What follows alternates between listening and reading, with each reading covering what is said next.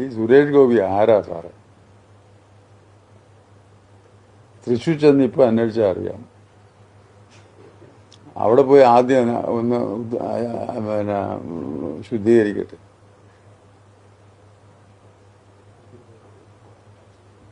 ഒന്നും ചെയ്യാനില്ല, ഇവരാരും ഒന്നും ഇതിനകത്ത് ചെയ്യാനില്ല. അതൊന്നും അല്ല, അത് ഇവര് വാസ്തവത്തിൽ ഇങ്ങനെ അതിനകത്ത് ഈ പ്രസിഡന്റ് വൈസ് പ്രസിഡന്റിനെ ഇതിനകത്തൊരു കരുവാക്കിയത്. അതിന് പ്രധാന കാരണക്കാരൻ ഈ സുരേഷ് ഗോപിയാണ്.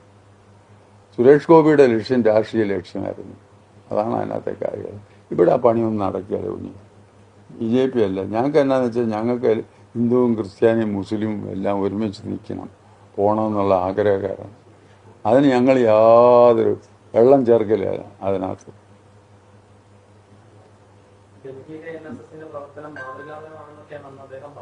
എന്തോ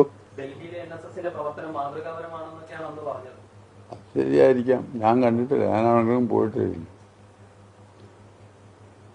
ഡൽഹിയിലെ NSSന്റെ പ്രവർത്തനം സാറേ, ഒരു കരയോഗം അവിടുത്തെ ആ സ്റ്റേറ്റിലെ നിയമം അനുസരിച്ച് ഒരു കരയോഗം, ഒരു സൊസൈറ്റി രൂപീകരിച്ച ആ കരയോഗം NSSുമായി യാതൊരു ബന്ധവുമില്ല.